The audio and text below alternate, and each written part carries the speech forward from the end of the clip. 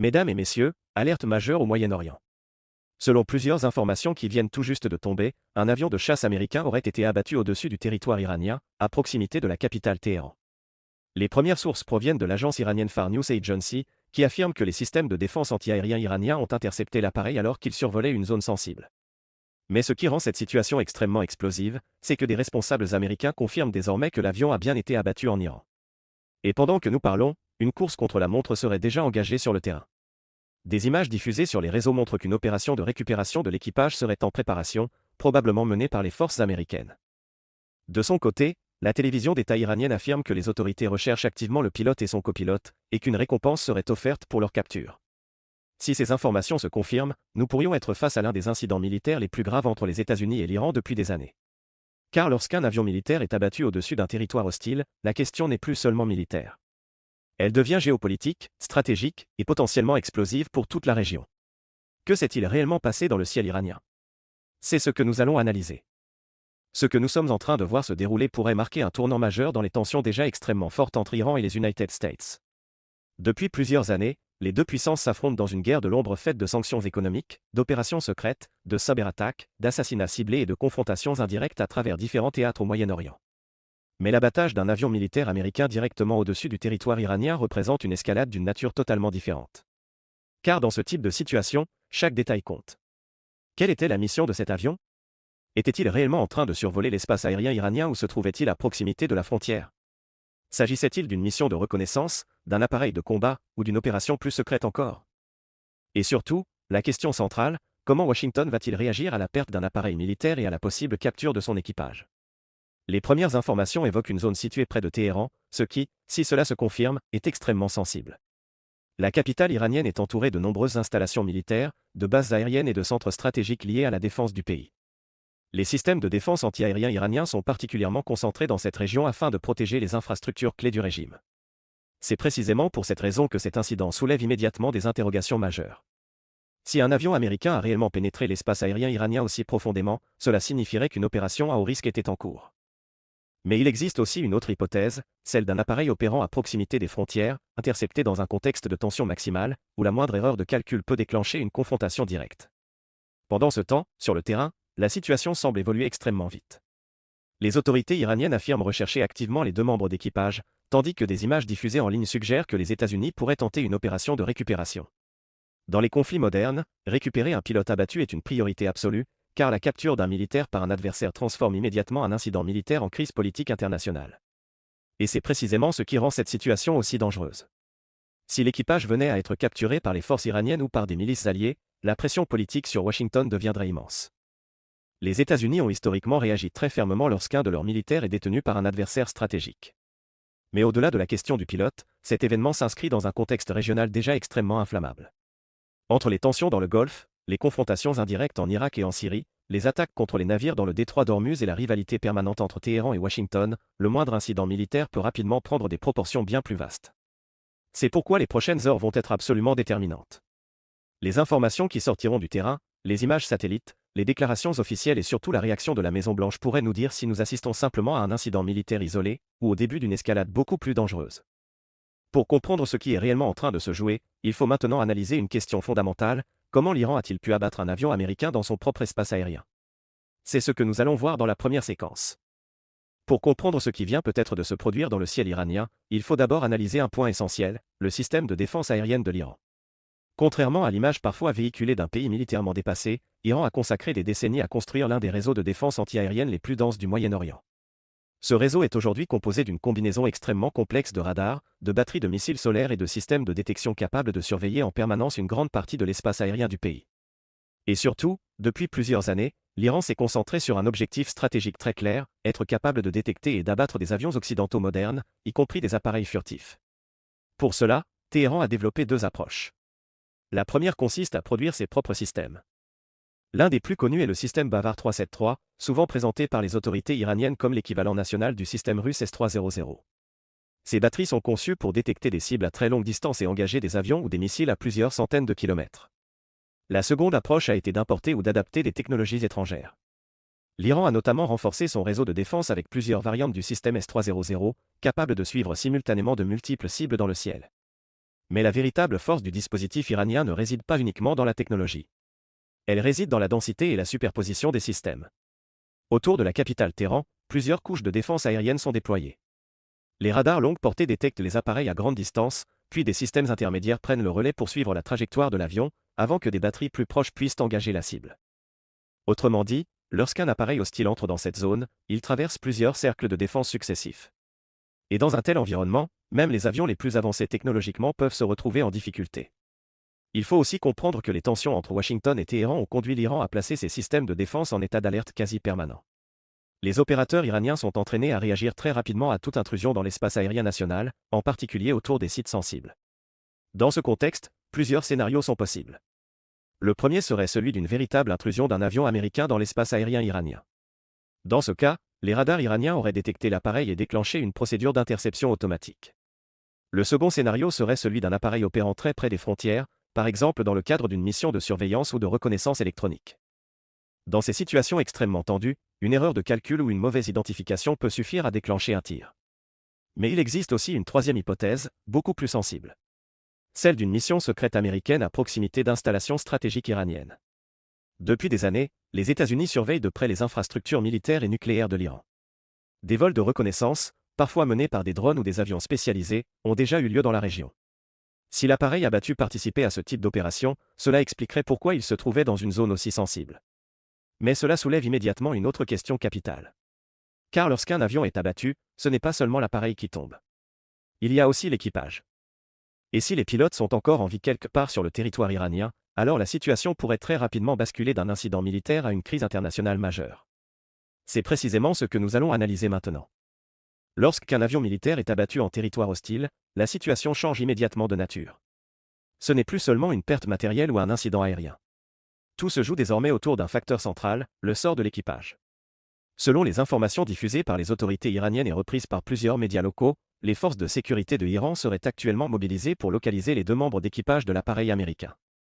L'objectif est clair, retrouver le pilote et son copilote avant qu'ils ne puissent être récupérés par les États-Unis. Car dans ce type de situation, une véritable course contre la montre commence immédiatement. Dans la doctrine militaire américaine, la récupération d'un pilote abattu est une priorité absolue. Les États-Unis disposent depuis longtemps d'unités spécialisées dans ce type d'opération, appelées missions de combat Search and Rescue, souvent abrégées en XAR. Ces opérations sont parmi les plus complexes et les plus risquées dans l'ensemble du spectre militaire. Le principe est simple en apparence mais extrêmement dangereux dans la réalité, des forces spéciales, souvent soutenues par des hélicoptères, des avions de couverture et des moyens de surveillance avancés, tentent de pénétrer dans une zone hostile pour récupérer un pilote avant qu'il ne soit capturé. Mais dans le cas présent, le problème est évident. Si l'avion a été abattu profondément à l'intérieur du territoire iranien, la marge de manœuvre des États-Unis devient extrêmement limitée. Toute tentative de récupération nécessiterait une incursion militaire dans l'espace aérien iranien, ce qui pourrait être interprété par Téhéran comme une nouvelle violation de sa souveraineté. Dans le même temps, la télévision d'État iranienne affirme qu'une récompense serait offerte pour toute information menant à la capture des pilotes américains. Ce type d'annonce n'est pas anodin. Elle vise à mobiliser non seulement les forces de sécurité mais aussi les populations locales et les milices alliées susceptibles de repérer l'équipage. Dans l'histoire des conflits modernes, la capture d'un pilote ennemi a toujours eu une portée politique considérable. Un pilote capturé devient immédiatement un symbole, un instrument de communication stratégique et parfois un levier de négociation. On se souvient par exemple du pilote américain capturé lors de la guerre du Vietnam, ou encore des tensions provoquées par l'arrestation de militaires occidentaux dans différentes zones de crise. Dans chacun de ces cas, la situation dépasse rapidement le cadre militaire pour devenir une crise diplomatique majeure. Et dans le contexte actuel entre United States et l'Iran, la capture de pilotes américains pourrait déclencher une pression politique immense sur Washington. Les dirigeants américains seraient confrontés à une décision extrêmement difficile, négocier avec Téhéran pour récupérer leurs soldats, ou envisager des actions militaires pour empêcher qu'ils ne soient utilisés comme outil de pression. Mais ce qui rend cette situation encore plus délicate, c'est la rapidité avec laquelle elle peut évoluer. Les premières heures après l'éjection d'un pilote sont cruciales. Si l'équipage parvient à se cacher, à activer des balises de détresse et à communiquer avec les forces américaines, une opération de récupération peut être envisagée. En revanche, si les pilotes sont localisés rapidement par les forces iraniennes, alors la dynamique change complètement. L'incident aérien se transforme immédiatement en crise diplomatique et médiatique mondiale. Et c'est précisément pour cette raison que les prochaines informations qui sortiront du terrain seront déterminantes. Les images satellites, les communications militaires interceptées et les déclarations officielles pourraient nous dire très rapidement si les pilotes sont encore en fuite, ou s'ils sont déjà tombés aux mains des autorités iraniennes. Car si cela se produit, une autre question encore plus dangereuse va immédiatement se poser, comment Washington va-t-il répondre à l'abattage d'un avion américain et à la possible capture de ses pilotes? C'est ce que nous allons analyser dans la prochaine séquence. Lorsqu'un avion militaire américain est abattu, surtout dans un contexte de rivalité stratégique, la réaction de United States devient immédiatement l'un des éléments les plus surveillés par l'ensemble de la communauté internationale. Car Washington dispose d'un éventail de réponses extrêmement large, allant de la simple protestation diplomatique jusqu'à des frappes militaires ciblées. Et tout dépend en réalité de trois facteurs. Le premier est la nature exacte de l'incident. Si les États-Unis considèrent que l'appareil a été abattu alors qu'il se trouvait dans l'espace aérien international, Washington pourrait dénoncer une attaque illégale et décider de répondre très fermement. Dans ce scénario, l'administration américaine pourrait convoquer le Conseil de sécurité de l'ONU, renforcer les sanctions contre Iran et déployer des forces supplémentaires dans la région. Mais si les premières analyses confirment que l'avion se trouvait réellement au-dessus du territoire iranien, la situation devient beaucoup plus complexe. Dans ce cas, l'Iran pourrait invoquer son droit à défendre son espace aérien, ce qui placerait Washington dans une position diplomatique plus délicate. Le deuxième facteur décisif est le sort de l'équipage. Si les pilotes parviennent à être récupérés rapidement, l'incident pourrait rester limité à une crise militaire ponctuelle. Mais si les pilotes sont capturés par les forces iraniennes, alors la pression politique aux États-Unis pourrait devenir énorme. Dans l'histoire américaine, l'image de soldats capturés par un adversaire stratégique est toujours extrêmement sensible. Elle peut provoquer une réaction émotionnelle forte dans l'opinion publique et pousser les dirigeants à agir. Et c'est là que le troisième facteur entre en jeu, le rapport de force militaire dans la région. Les États-Unis disposent déjà d'une présence militaire importante autour du Golfe Persique. Des bases aériennes, des porte-avions et des systèmes de surveillance sont déployés dans plusieurs pays alliés de la région. Ces moyens permettent à Washington de lancer rapidement des opérations si la décision politique est prise. Mais la réalité stratégique est beaucoup plus complexe. Une confrontation directe avec Iran n'aurait rien d'un affrontement limité. L'Iran possède des capacités de riposte significatives, missiles balistiques, drones, forces navales capables de menacer le trafic maritime dans le Golfe, sans oublier les réseaux de milices alliés présents dans plusieurs pays du Moyen-Orient. Autrement dit, une réponse militaire américaine pourrait déclencher une escalade régionale extrêmement difficile à contrôler. C'est précisément pour cette raison que les administrations américaines ont souvent adopté une approche prudente face aux provocations ou aux incidents impliquant l'Iran. Même lorsque des tensions très fortes ont éclaté dans le passé, Washington a parfois choisi de limiter sa réponse afin d'éviter un conflit ouvert. Mais dans le cas présent, un élément pourrait changer la donne. Si les images de l'avion abattu se confirment, et si l'équipage est capturé et présenté publiquement par les autorités iraniennes, alors la pression politique sur la Maison-Blanche pourrait devenir telle qu'une réaction forte deviendrait difficile à éviter. Et c'est là que la crise pourrait prendre une dimension beaucoup plus large. Car dans ce type de confrontation, les États-Unis et l'Iran ne sont jamais seuls. Derrière eux se trouvent des alliances, des partenaires régionaux et des équilibres stratégiques fragiles qui pourraient transformer un incident aérien en crise internationale majeure. C'est précisément ce que nous allons analyser maintenant. Ce qui rend cet incident potentiellement explosif, ce n'est pas seulement la destruction d'un avion militaire américain. C'est le fait qu'il se produit dans l'une des régions les plus instables et militarisées de la planète. Car dès qu'un incident oppose directement United States et Iran, l'ensemble du Moyen-Orient entre immédiatement dans une phase d'alerte maximale. Depuis plus de 20 ans, les tensions entre ces deux puissances structurent une grande partie de l'équilibre stratégique régional. Mais ces tensions ne se limitent pas à un simple face-à-face entre deux États. Elles impliquent un réseau complexe d'alliances, de rivalités et de forces indirectes. L'Iran, par exemple, ne se contente pas de défendre son territoire. Téhéran dispose d'un vaste réseau d'influence militaire dans la région, constitué de milices et de groupes armés présents dans plusieurs pays. Ces forces peuvent agir comme des relais stratégiques en cas de confrontation avec les États-Unis. On pense notamment aux groupes présents en Irak, en Syrie ou encore au Hezbollah au Liban. Dans une crise majeure, ces acteurs pourraient entrer en jeu et transformer un incident aérien isolé en confrontation beaucoup plus large. De leur côté, les États-Unis disposent également d'un réseau d'alliances extrêmement solide dans la région. Des bases militaires américaines sont présentes dans plusieurs pays du Golfe, permettant une projection rapide de forces aériennes et navales. La présence de la United States Navy dans le Golfe Persique constitue notamment un élément central du dispositif militaire américain. Des porte-avions et des destroyers patrouillent régulièrement dans cette zone stratégique afin de sécuriser les routes maritimes. Car au-delà de l'incident militaire lui-même, un autre facteur rend cette situation particulièrement sensible, le détroit d'Ormuz. Ce passage maritime étroit est l'un des points névralgiques de l'économie mondiale. Une part considérable du pétrole transporté par voie maritime transite par cette zone.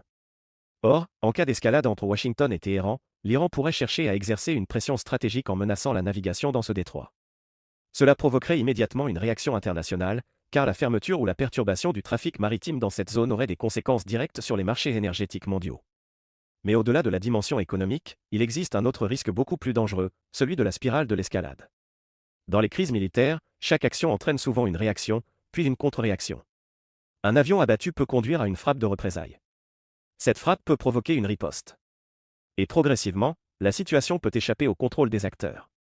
C'est exactement ce que les diplomaties internationales cherchent toujours à éviter. Pour l'instant, les informations restent fragmentaires. Les images qui circulent doivent encore être vérifiées, et les gouvernements concernés n'ont pas encore communiqué tous les détails de l'incident. Mais une chose est déjà certaine. Si l'abattage de cet avion américain est confirmé, et si l'équipage devient l'objet d'une confrontation politique entre United States et Iran, alors le monde pourrait assister dans les prochaines heures à l'une des crises géopolitiques les plus dangereuses de ces dernières années. Et c'est précisément pour cela que les prochaines déclarations officielles seront déterminantes. Car la question qui se pose maintenant est simple et redoutable. Sommes-nous face à un incident militaire isolé, ou au début d'une confrontation beaucoup plus large? C'est ce que nous allons voir dans la dernière séquence. Dans ce type de crise militaire, tout se joue souvent dans un laps de temps extrêmement court. Les premières heures qui suivent un incident déterminent très souvent si la situation va s'apaiser, ou au contraire s'envenimer. Et dans le cas présent, 3 éléments vont être scrutés par les chancelleries du monde entier. Le premier concerne les preuves de l'incident. Lorsque des avions militaires sont abattus, les images et les données radars deviennent rapidement des armes politiques. Chaque camp tente de démontrer que l'incident s'est produit dans des conditions qui lui sont favorables. Les autorités de Iran pourraient diffuser des images de débris ou de fragments de l'appareil afin de confirmer que l'avion américain se trouvait bien au-dessus de leur territoire. Dans ce cas, Téhéran chercherait à démontrer qu'il a simplement exercé son droit souverain à défendre son espace aérien. De leur côté, les responsables de United States pourraient publier des données radars ou satellitaires pour affirmer que l'avion opérait en dehors de l'espace aérien iranien. Une telle version transformerait immédiatement l'incident en attaque injustifiée. Ce duel de récits est presque toujours la première bataille d'une crise internationale. Mais le deuxième élément sera encore plus déterminant, le sort de l'équipage. Si les pilotes parviennent à être récupérés par les forces américaines, la crise pourrait rester limitée. Washington pourrait dénoncer l'attaque, renforcer sa posture militaire dans la région, mais éviter une confrontation directe. En revanche, si les pilotes sont capturés par les autorités iraniennes et présentés publiquement, l'impact politique serait immédiat. Les images de militaires américains détenus à l'étranger ont toujours un effet extrêmement puissant sur l'opinion publique aux États-Unis. Dans un tel contexte, les dirigeants américains seraient soumis à une pression énorme pour obtenir leur libération. Cela pourrait ouvrir plusieurs scénarios. Un scénario diplomatique, avec des négociations indirectes et des médiations internationales. Un scénario de pression stratégique, avec de nouvelles sanctions économiques ou des démonstrations de force militaire. Ou, dans le pire des cas, un scénario de confrontation directe. Et c'est précisément ce qui inquiète aujourd'hui de nombreux analystes.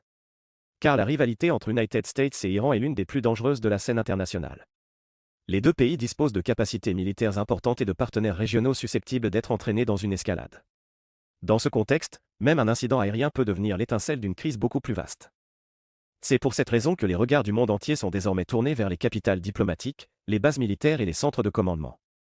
Les prochaines déclarations, les images qui sortiront du terrain et surtout les décisions politiques prises à Washington et à Téhéran vont déterminer si cet événement restera un épisode isolé, ou s'il deviendra le point de départ d'une confrontation qui pourrait redessiner l'équilibre stratégique au Moyen-Orient. Et c'est précisément ce que nous allons surveiller dans les heures qui viennent. Ce que nous venons d'analyser montre à quel point cet incident pourrait dépasser largement le simple cadre militaire.